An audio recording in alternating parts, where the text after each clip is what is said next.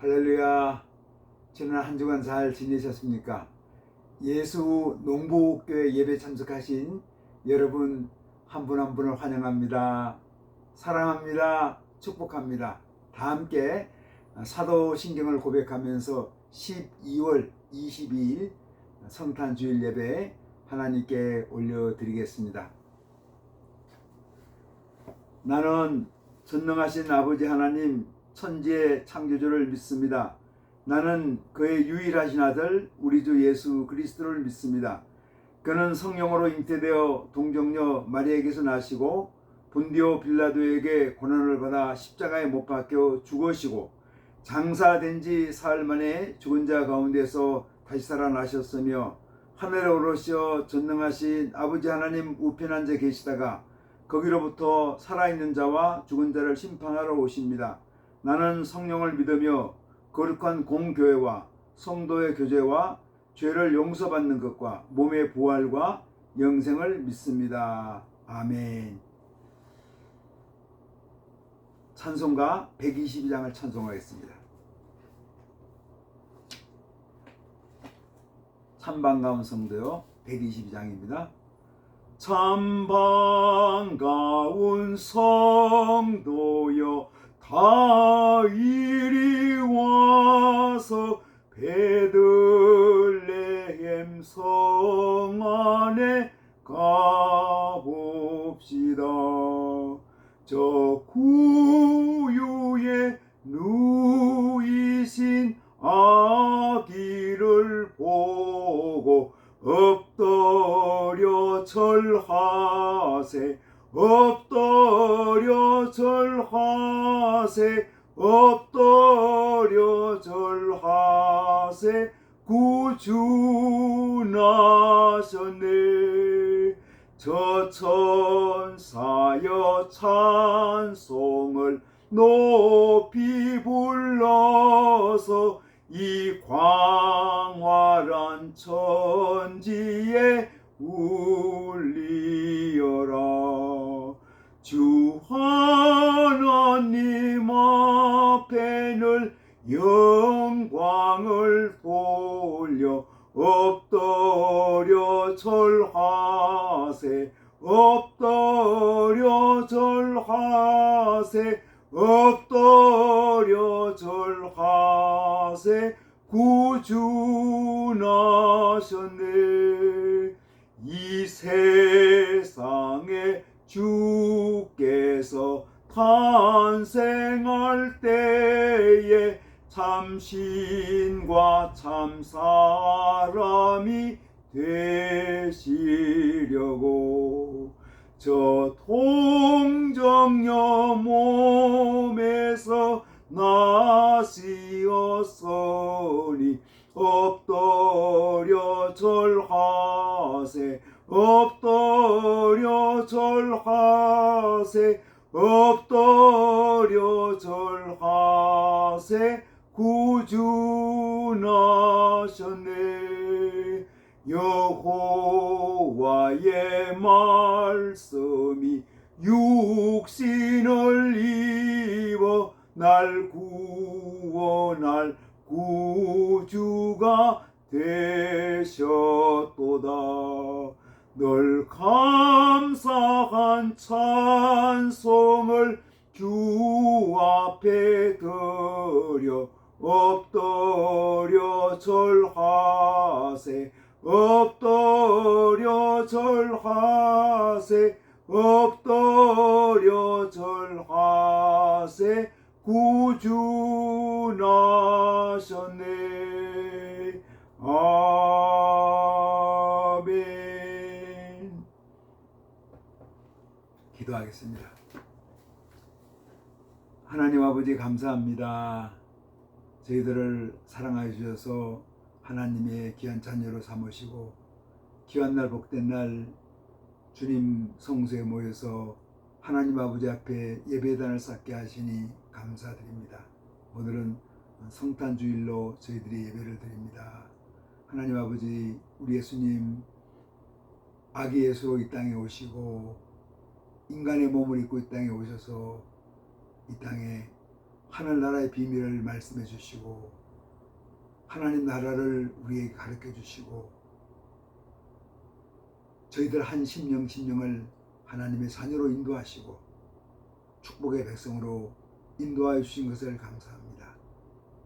성탄절을 맞이해서 성탄 주일 예배를 드리면서 저희들 한 심령 심령에 우리 예수님의 마음을 가질 수 있도록 인도하여 주시기를 아버지 하나님 소원합니다. 구유에 태어나신 예수님, 우리 인간을 위해서 희생하시고 무릎 꿇고 섬기신 예수님을 바라보는 이 성탄 주일 되게 인도하여 주시기를 아버지 하나님 소원합니다. 아직도 전쟁과 갈등과 분열과 아픔이 있는 곳에 하늘의 영광 땅에는 평화로다 말씀하신 주님의 말씀이 각 사람 마음에 넘치게 하여 주시기를 아버지 하나님 소원합니다. 그래서 성탄 주일을 보내면서 저희들 마음에 불행이 행복이 되게 하시고 전쟁이 평화가 되게 하시고 슬픔이 기쁨이 되는 역사가 있게 하여 주시기를 아버지 하나님 소원합니다. 오늘도 예배를 통해서 저희들 한 심령 심령을 성령으로 충만케 하시고 주님 말씀으로 새롭게 하여 주시며 예수님의 생명으로 풍성할 수 있도록 역사하여 주시옵소서. 이 시간도 전국 요양원에서 인생의 마지막을 보내시는 우리 어르신들 아버님 어머님을 축복하여 주시고 그들에게도 성탄의 기쁜 소식이 전해질 수 있도록 주님의 기쁜 소식이 전해지는 역사가 있게 하여 주옵소서. 군문에서 군생을 하는 우리 젊은이들을 축복하여 주시고 그들의 훈련장, 그들의 생활관, 그들의 근무지를 축복하여 주옵소서. 연약한 자들이 있습니다. 병든 자들이 있습니다. 하나님 아버지 그들이 주님 앞에 간구할 때마다 응낙하여 주셔서 병든 몸, 병든 마음 온전한 치유와 회복을 허락하여 주시옵소서. 사랑하는 종들이 주님 앞에 간구할 때마다 우리의 기도를 들어주시고 저희들의 기도의 무렵이 더욱더 견고해질 수 있도록 인도하여 주옵소서. 우리 조국 대한민국이 여러 가지 혼돈된 상태에 있습니다. 하나님 아버지 이 대한민국을 주님께서 선하게 인도하시고 우리 대한민국 땅에 주님의 긍휼하심 자비하심이 풍성케 하여 주시기를 소원합니다. 저 북한 땅도 축복하여 주시고 하나님 아버지 그 땅에 전쟁과 기근과 공포와 억압이 없어지고 그곳에 평화와 통일과 기쁨과 감사와 인권이 회복되는 역사가 있게 하여 주시기를 아버지 하나님 소원합니다. 오늘도 말씀으로 저희들을 권면하여 주옵소서. 전국 각지에서 세계 일방에서 주님 나라 사모하는 모든 백성들에게 주님의 긍휼하심 자비하심 넘치게 하여 주시고 성탄의 기쁜 평화의 소식이 우리 각 인생들의 마음속에 흘러넘치고 우리가 속한 가정과 공동체에 예수님의 평화가 넘치게 하여 주옵소서. 예수님 이름으로 기도드리옵나이다. 아멘. 주기도문 함께합니다. 하늘에 계신 우리 아버지여, 아버지 이름을 거룩하게 하시며 아버지의 나라가 오게 하시며 아버지의 뜻이 하늘에서 같이 땅에서도 이루어지게 하소서. 오늘 우리에게 일용할 양식을 주시고 우리가 우리에게 잘못한 사람을 용서해 준 것 같이 우리들 용서해 주시고 우리를 시험에 빠지지 않게 하시고 악에서 구하소서. 나라와 권능과 영광이 영원히 아버지의 것입니다. 아멘. 오늘 주신 하나님 말씀 누가복음 2장 1절로 17절까지 말씀입니다.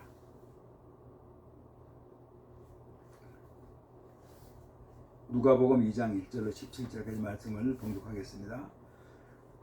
그때에 가이사 아구스도가 영을 내려 천하로 다 호적하라 하였으니 이 호적은 구레누가 수리아 총독이 되었을 때에 처음 한 것이라. 모든 사람이 호적하러 각각 고향으로 돌아가매 요셉도 다윗의 집 족속이므로 갈릴리 나사렛 동네에서 유대를 향하여 베들레헴이라 하는 다윗의 동네로 그 약혼한 마리아와 함께 호적하러 올라가니 마리아가 이미 잉태하였더라.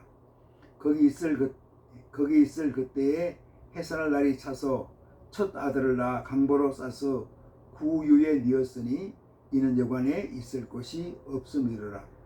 그 지역의 목자들이 밤에 밖에서 자기 양떼를 지키더니 주의 사자가 곁에 서고 주의 영광이 그들을 두루 비추매 크게 무서워하는지라. 천사가 이르되 무서워하지 말라. 보라, 내가 온 백성에게 미칠 큰 기쁨의 좋은 소식을 너희에게 전하노라. 오늘 다윗의 동네에 너희를 위하여 구주가 나셨으니 곧 그리스도 주시니라. 너희가 가서 강보에 쌓여 구유에 뉘어 있는 아기를 보리니 이것이 너희에게 표적이니라 하더니 호련히 수많은 천군이 그 천사와 함께 하나님을 찬송하여 이르되 지극히 높은 곳에서는 하나님께 영광이요 땅에서는 하나님이 기뻐하시는 사람들 중에 평화로다 하니라. 아멘.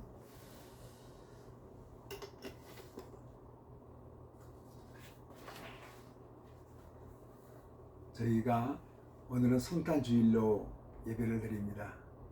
그리고 성탄주일 25일 낮에는 예배를 드리지 않습니다.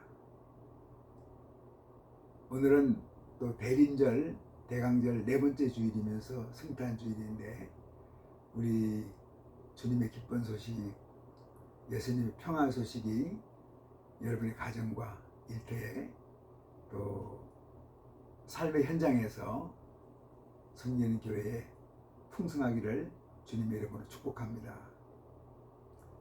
연말인데 아마 우리나라 사정이, 우리 대한민국 사정이 또 비상계엄 선포 그리고 대통령 탄핵 소추가 국회에서 통과되고 그런 다음에 또 이제 헌법재판소에서 심리와 아마 재판이 진행될 것 같은데 그런 일로 인해서 많은 사람들의 마음이 이렇게 움츠러들었다고 생각합니다.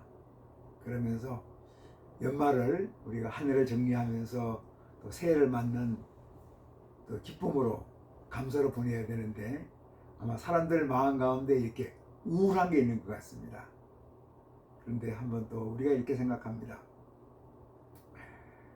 어떤 목사님이 설교를 들었는데 이 목사님이 그러시더라고요. 항상 기뻐하라. 쉬지 말고 기도하라. 범사에 감사하라. 이건 우리가 잘 알고 있는 그런 말씀의 내용인데 이거를 일상도에서 지금 이 시간에 이거 참 실천하는 게 중요하다. 물론 평범한 메시지지만 그걸 나도 새롭게 들었던, 새롭게 깨달았던 그런 적이 있습니다. 아하, 이거는 우리가 그냥 머릿속에 지식으로 알고 있는 경우가 참 많거든요. 그리고 이건 내가 이제 앞으로 해야 될 거라고 생각하는 경우도 많습니다. 그런데 지금 이 시간에 너희를 향하신 하나님의 뜻이 무엇인가, 지금 이 시간에 내가 기뻐할 수 있고 기도할 수 있고 감사할 수 있으면 좋겠다 하는 그런 깨달음이 왔습니다. 어제 감사했는데, 어제 기뻐했는데, 어제 기도했는데, 아니야, 내가 오늘 말씀을 깨달았으니까 내가 지금은 아니더라도 내가 기뻐하고 기도하고 감사할 거야. 아닙니다. 지금 이 시간에 우리 현실이 또 내 개인적인 상황이 또 주변 환경이 어렵고 힘들고 때로는 우울할지라도 이 시간 내가 기뻐하고 기도하고 감사할 수 있으면 좋겠다 하는 그런 생각이 들었습니다. 오늘도 저희들이 그 시리즈 설교를 계속하고 있는데 오늘은 15번째로 교만한 마음과 겸손한 마음이라는 주제를 가지고 말씀드리겠습니다. 지난주 14번째는 어른의 마음과 어린이의 마음이라는 주제로 말씀을 드렸습니다. 그 단테 신곡에 보면은 이런 이야기가 소개됩니다. 그 연옥편이라는 곳에 보면은 한 구석으로 가니까 사람들이 등에 무거운 돌을 들고 서 있는 거예요. 그래서 무거운 돌을 들고서 왜 서 있는 걸 보면서 왜 저 사람들이 무거운 돌을 들고 서 있습니까? 하고 말하니까 저 사람들이 세상에 살 때는 너무 교만해서 허리를 굽혀 본 적이 없다는 거예요. 그래서 이제 천국에 들어가려고 연옥에서 준비를 해야 되는데, 그러면은 천국에 들어가는 문은 좁기 때문에 허리를 굽히는 연습을 해야 된다. 그러기 위해서 무거운 돌을 등에 지고 있다고. 등에 지고 가려고 그러면 허리를 굽힐 수밖에 없거든요. 그러면서 천국에 들어가는 것도 겸손한 사람이 들어가는 곳이구나. 그리고 이 세상에서 교만했던 사람들은 세상을 떠나서도 오히려 불행한 삶을 살아가고 있구나 하는 것을 이렇게 그 단테 신곡에서 보여주고 있습니다. 우리가 겸손과 교만에 대해서 이야기를 해보면은 사실은 교만한 사람은 많은 사람들로부터 이렇게 비난의 대상이 되죠. 그리고 겸손한 사람은 많은 사람들로부터 칭찬받고, 그리고 그 인격이 존중을 받습니다. 겸손은 사람의 소중한 덕목입니다. 겸손은 우리 인격의 가장 중요한 요소라고 말씀드릴 수 있습니다. 그런데 의외로 겸손한 사람들은 그렇게 많지 않은 것 같습니다. 우리 주변에 보면은 자신의 생각, 주장, 이념이 옳다고 주장하는 사람들이 너무나 많습니다. 자기 생각만 옳다고 주장하는 사람들, 이게 교만한 사람들의 모습이죠. 벌써 오래전입니다. 국제 YWM, AM, 유스 위드 미션, 우리 한국에는 예수 전도단하고 이렇게 공동사역을 하고 있는 선교단체인데, 그 선교단체를 창설했던 로렌 커닝햄 목사님 몇 해 전에 세상을 떠났는데, 이분이 한국에 와서 꽤 열애 전입니다. 이제 식사 사역을 이렇게 집회를 했습니다. 부흥회를 인도하고 있었는데, 그때 저도 그 부흥회 모임에 참석하면서 우연히 함께 식사할 기회가 있었습니다. 그래서 이분은 워낙 훌륭한 선교사하고 가장 많은 곳에 선교사역을 했던 그런 분이었는데, 제가 한번 물어봤습니다. 뭐 이게 농담 반 또 그냥 호기심 반으로 물어봤는데, 한국 사람들은 개고기를 먹는데 개고기 먹는 걸 어떻게 생각하느냐. 요즘에 개고기가 불법화되어 있죠. 지금은 그 개도 기간입니다만은 한국에 이제 개고기를 먹으면 완전히 불법으로 금지되어 있습니다. 그만큼 이제 식생활 문화가 바뀌었죠. 근데 그 당시만 해도 개고기를 많이 먹을 때였습니다. 그러니까 이분은 본인은 개고기를 먹는다고 그러더라고요. 제가 깜짝 놀랐죠. 아니, 미국 사람이 개고기를 먹는다니. 내가 너무 의아했습니다. 미국 사람들은 개고기 먹는 거 찬성하는 사람이 거의 아무도 없거든요. 대부분이 없을 겁니다. 근데 이분은 이제 어떤 얘기 하는가 하면은, 자기는 선교사로 세상을 지금까지 살아왔는데, 선교사가 하는 가장 소중한 일이 자기가 선교하는, 또 여행하는 선교 대상 지역에서 그 지역에 사는 사람들의 인격을, 그 사람들을 존중하는 거라는 겁니다. 그런데 그 사람들 존중하는 가장 중요한 방법 중에 하나가 그 사람들의 음식 문화를 존중하는 거였다는 겁니다. 그 사람들이 음식을 먹는 것을 존중한다는 거죠. 그래서 한국 사람들은 개고기 먹는 걸 보면서, 이 사람들은 한국 사람들의 음식 문화다. 자기는 반대하지만 그 음식 문화를 존중해서 자기를 개고기를 먹은 적이 있다고 이렇게 얘기하시더라고요. 물론 이분이 개고기 먹는 거 칭찬하고 찬성하고 그런 사람은 아닙니다. 그러나 어쨌든 비록 생각이 다르지만 그 사람들의 문화를, 그 사람들의 식생활 습관을 존중하는 마음, 아마 이 로렌 커닝햄 목사님의 선교 정신인데, 그것이 아마 이 겸손한 마음이라고 이렇게 한번 생각해 볼 수 있습니다.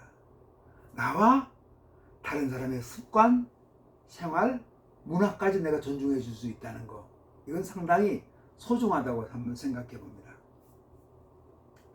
원래 선교사들은 태생적으로 자신의 신앙이 훌륭하고 선교의 대상이 되는 사람들의 종교, 삶의 방식, 문화는 낮은 차원의 것으로 보기 쉬운데, 이분은 그렇지 않고 선교지에 사는 사람들을 존중하는 마음으로 살았습니다.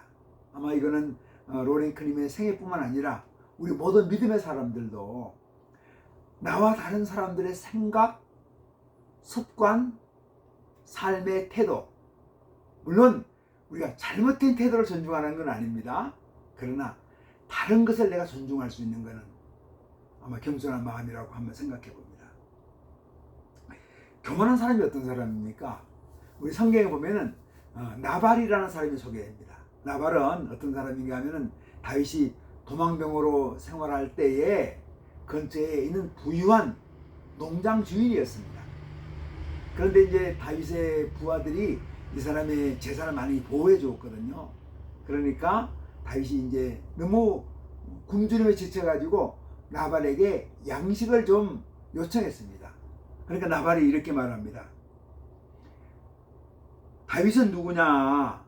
이새의 아들은 누구냐? 근일에 각기 주인에게서 억지로 떠나는 종이 많도다. 내가 어찌 내 떡과 물과 내 양떼를 깎는 자를 위하여 잡은 고기를 어디로서인지 알지도 못하는 자들에게 주겠느냐?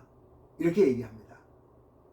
나발은 물질적으로 넉넉한 가운데에서 궁핍한 생활하는 다윗의 형편을 아랑곳하지 않고 오히려 무시하면서 업신여겼습니다. 나발은 다윗을 향해서 주인에게 인정받지 못하고 주인에게 배반한 노예에 지원하지 않는다고 우습게 보았습니다.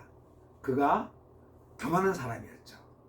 그래서 다윗이 이 교만한 나발을 에게 복수하려고 하니까 그 부인이었던 아비가일은 아주 겸손한 사람이었는데, 이 사실을 알고 겸손하게 다윗에게 무릎을 꿇으면서 자기 남편의 무례함을, 용서를 구합니다. 그래서 이 나발을 공격해서 피를 흘리는 것을 이렇게 금지했죠. 어떻게 보면 아비가일의 겸손한 마음이 다윗이 피를 흘리는 것을 막을 수 있었습니다. 전쟁이 아니라 평화를 만들어 온 거죠.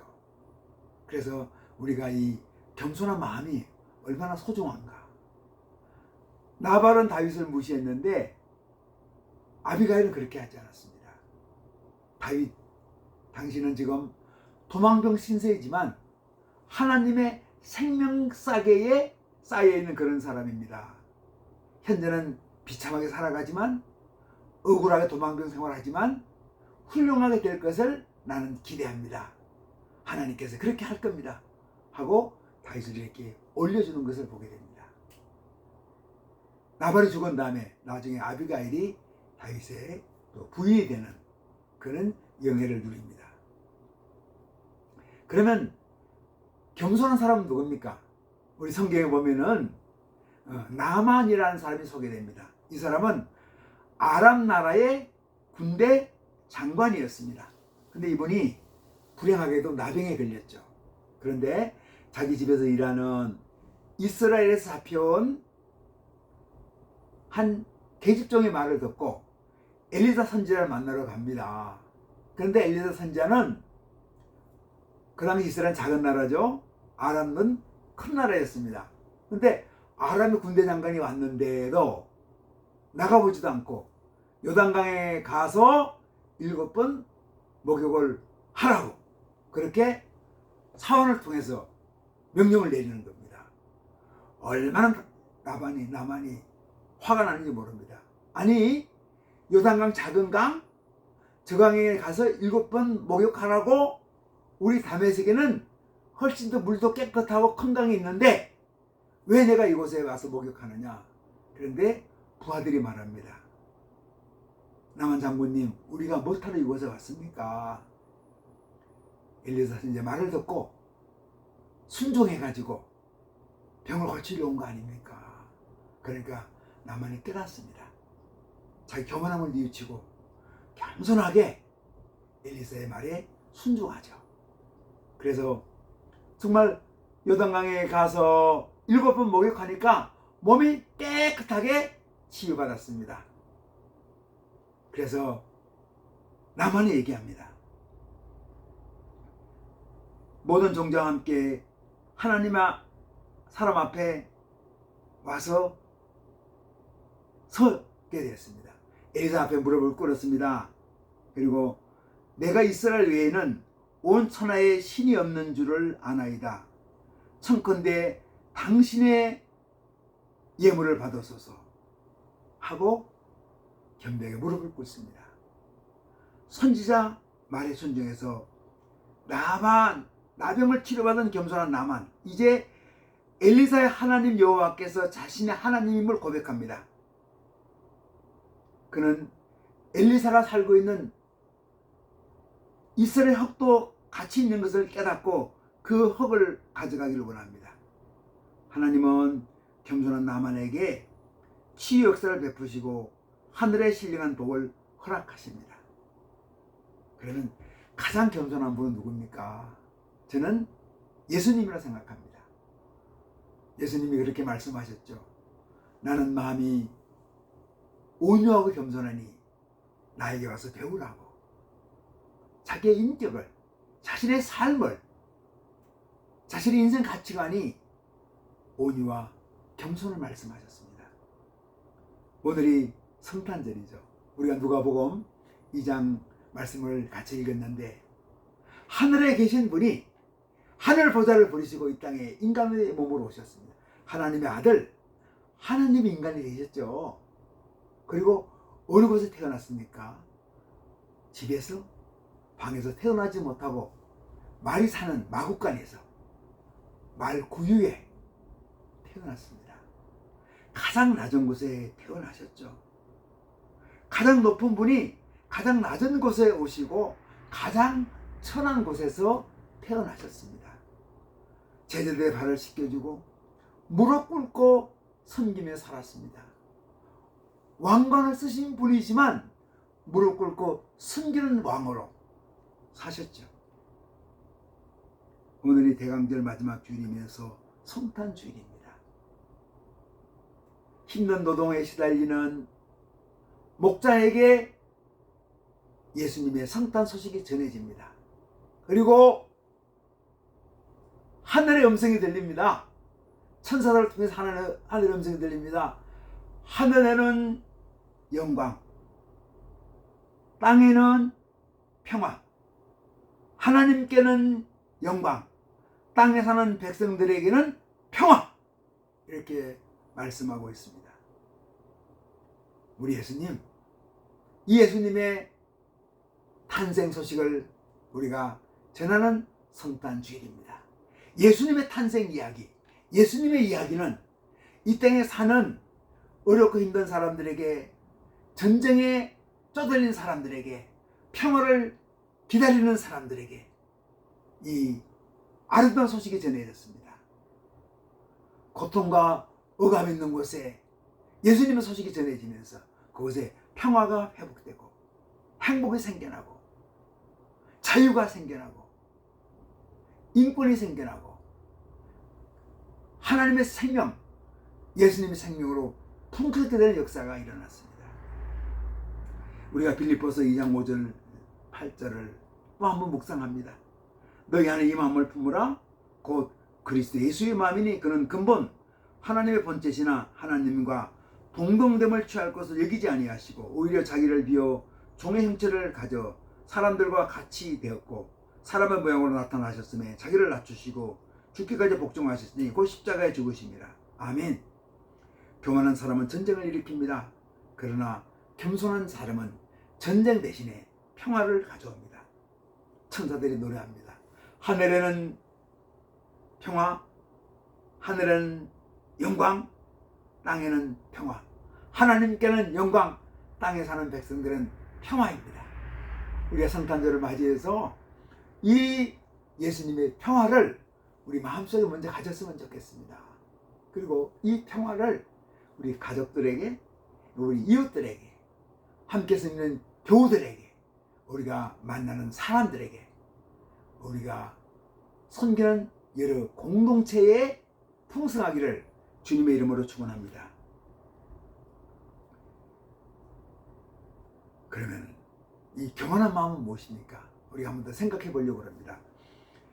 요한일서 2장 15절 16절로 말씀합니다. 이 세상이나 세상에 있는 것들을 사랑치 말라. 누구든지 세상을 사랑하면 아버지의 사랑이 그 속에 있지 아니하니라. 이는 세상에 있는 모든 것이 육신의 정욕과 안목의 정욕과 이생의 자랑이니 다 아버지께로 쫓아온 것이 아니요 세상으로 쫓아온 것이라고 말합니다. 세상에 속해서 인간들이 짓는 죄는 탐욕과 교만입니다. 여기서 탐욕은 육신의 정욕과 안목의 정욕에서 나오는 것이고, 교만은 이생의 자랑에서 나오는 것입니다. 이 탐욕과 교만은 세상에서 나오는 것입니다. 잠언 16장 1절은 말씀합니다.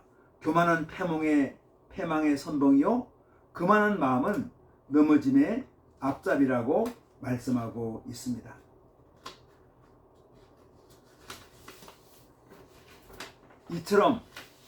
이 말씀처럼 교만한 사람들을 멸망시키고 넘어지게 만듭니다.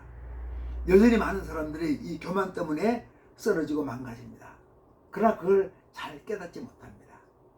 교만한 사람 잘 되는 것처럼 보이죠. 그러나 얼마 되지 않아서 그 사람은 쓰러지고 넘어지게 됩니다. 그래서 여러분, 우리가 교만한 사람들의 형통함을 결코 부러워해서는 안 됩니다. 그러면 겸손한 마음은 무엇인가요? 겸손한 마음을 헬라어로 타페이노스라고 하는데, 이 말은 마음으로 낮은 자리를 차지하는 것을 의미합니다. 또 자신을 낮추어 비천한 자리에 서는 것을 말합니다. 우리가 꼭 한번 깨달아야 됩니다. 마음속에 교만한 마음을 가득 품고 있으면서 겉으로는 겸손한 체하며 고개를 숙이는 것은 겸손이 아닙니다. 우리가 이것을 겸손으로 오해하는 경우가 많습니다. 그렇지 않습니다. 이건 겸손이 아닙니다. 야고보서 사도로 말씀합니다. 주 앞에서 낮추라. 그리하면 주께서 너희를 높이시리라. 야고보서 4장 10절 말씀입니다. 이때 야고보 사도는 주님 앞에서 겸손을 말하고 있습니다.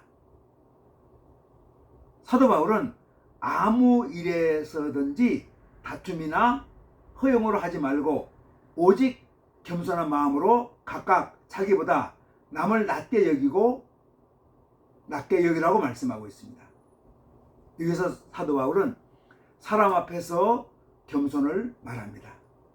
야고보 사도는 주님 앞에 겸손을 말씀하셨고, 바울 사도는 사람 앞에서 겸손을 말합니다.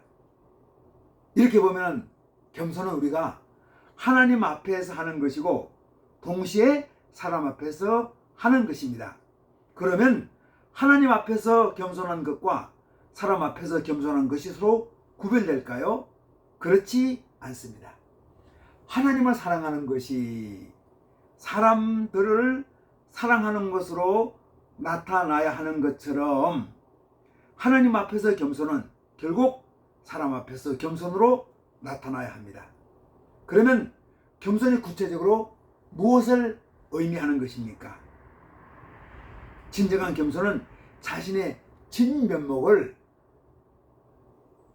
하나님에게도 보이고 사람들에게도 보이는 것입니다. 사람들은 누구나 자신의 좋은 부분을 남에게 보이려고 합니다. 거짓말을 하면서도 진실한 사람으로, 죄를 짓고서도 그 죄와는 무관한 사람처럼 보이고 싶어 합니다. 연약한 부분이 있는데도 연약한 부분을 감추고 싶어 합니다. 겸손한 마음을 가진 사람들은 자신의 거짓, 죄성, 약점, 불순, 추함 등을 그대로 다른 사람들에게 보일 수 있습니다. 겸손의 결과는 사람들로부터 손가락질 당할 수도 있고 때로는 돌을 맞을 수도 있습니다. 그러나 하나님은 우리의 겸손을 기뻐하십니다. 그렇게 겸손한 마음을 갖는 것은 쉽지 않습니다. 겸손한 사람은 잠언 29장 25절 말씀을 꼭 기억해야 됩니다. 잠언 29장 25절 말씀합니다. 사람을 두려워하면 올무에 걸리게 되거니와 여호와를 의지하는 자는 안전하리라. 진정한 겸손을 원합니까? 그러면 자신의 진짜 모습을 보이는 것을 두려워해서는 안 됩니다. 때로 그것이 돌을 맞을지라도 비난을 들을지라도 우리가 꼭 자신의 진면목을 사람들에게 나눌 수 있어야 합니다. 물론 이것은 어렵습니다. 그러나 이걸 통해서 진정한 회개가 이루어집니다. 물론 우리가 많은 사람들 앞에 우리의 진면목을 보이라는 건 아닙니다. 그러나 가능하면은 우리의 진면목을 사람들에게 보이도록 노력하는 거죠. 또 우리의 진면목을 다 한꺼번에 열어 보일 수는 없습니다. 이렇게 하는 사람은 아무도 없습니다. 그렇지만 우리 한번 꼭 기억하십시오. 나의 진면목을 계속해서 감추는 것이 아니라 나의 진면목을 그래도 가까운 사람들에게 나눌 수 있는 것들, 그런 자세, 그걸 통해서 우리가 회개에 이르게 되고 성화의 과정을 우리가 겪게 됩니다. 이럴 때 우리의 인격이 겸손해진 겁니다. 겸손하지 않은 것, 겸손한 태도로 사람들에게 보이는 것을 가지고 겸손한 마음으로 생각하면은 결코 겸손한 마음을 가질 수 없습니다. 다시 말씀드립니다. 나의 진면목을 가까운 사람들에게 하나씩 하나씩 열어 보이는 것이죠. 물론 그 사람들이 준비가 안 돼 있는 상태에서 나의 진면목을 열어 보인다는 것은 때로는 모험이기도 합니다. 그러나 우리의 진면목을 나눌 때 우리의 진정한 회개가 일어나고 우리의 인격이 겸손한 인격이 됩니다. 진정한 겸손은 회개에 이르게 합니다. 꼭 기억했으면 좋겠습니다. 진정한 회개는 사람을 변화시킵니다. 하나님을 전적으로 신뢰하지 않고 불신앙을 가졌던 사람이 겸손하게 회개하면은 자신을 신뢰하는 것이 아니라 하나님을 신뢰하게 됩니다. 그러면 교만한 마음에서 겸손한 마음으로 가는 길은 무엇입니까? 겸손한 마음으로 가려면 사람들의 내면 속에 있는 마음의 정원에서 영적인 무질서를 극복하고 질서를 바로 세워야 합니다. 여러분 꼭 기억하십시오. 영적인 질서를 세워야 합니다. 영적인 질서를 세우는 방법, 영적인 무질서를 극복하는 방법 무엇인가요? 우리가 기도와 찬양과 말씀과 감사한 생활입니다. 그리고 또 한 가지 있습니다. 겸손한 길로 가는 것은 반대 정신으로 살아가는 것입니다. 반대 정신이 무엇입니까?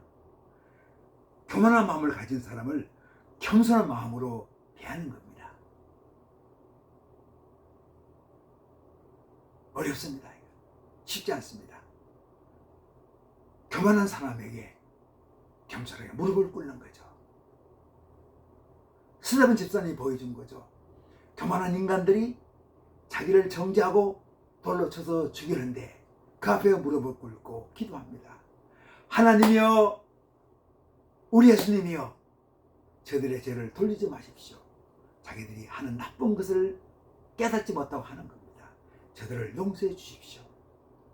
교만한 인간들에게 겸손하게 무릎을 꿇고 그들을 위해서 용서의 기도를 드렸던 것이 스데반 집사입니다. 결국 무엇입니까? 자기를 돌을 던지는 사람들을 미워하는 것이 아니라 사랑하는 마음으로, 축복하는 마음으로 대한 거죠. 이것이 반대 정신입니다. 반대 정신을 가질 때 우리가 겸손한 마음을 가질 수 있습니다. 하늘 보좌를 버리시고 이 땅에 오신 예수님, 그 겸손한 마음이 바로 반대 정신이죠. 사람들은 높은 것을 원하는데 낮은 것을 원했습니다. 사람들은 화려한 것을 원했는데 우리 예수님 오히려 비천한 것을 원하셨죠. 이것이 반대 정신입니다. 반대 정신을 가지면은 내가 무시당하고 억울함을 당하더라도 내가 기뻐하고 감사하고 찬양할 수 있습니다. 이 성탄주일에 예수님의 반대 정신, 이 마음을 갖고 우리가 살았으면 좋겠습니다. 우리 한 분 한 분이 교만한 마음에서 겸손한 마음으로 옮겨지기를 주님의 이름으로 축복합니다. 아멘. 기도하겠습니다. 하나님 아버지 감사합니다.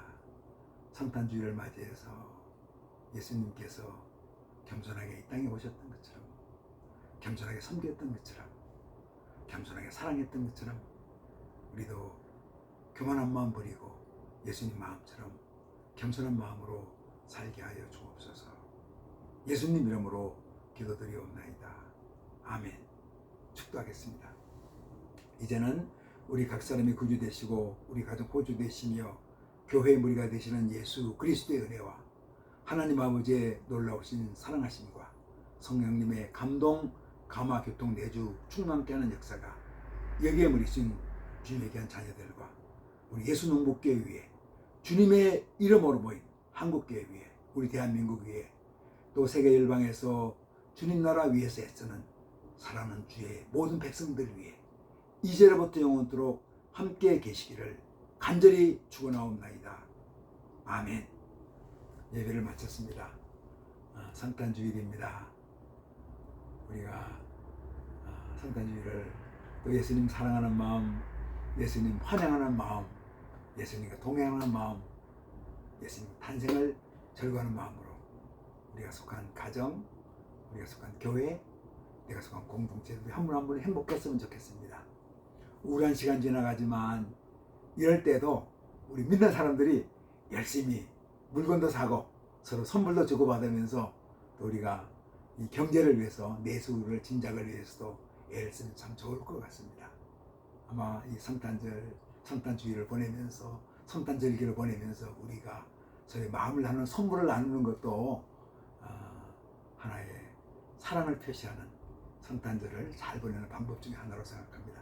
한 주간 믿음으로 승리합시다. 할렐루야! 아멘!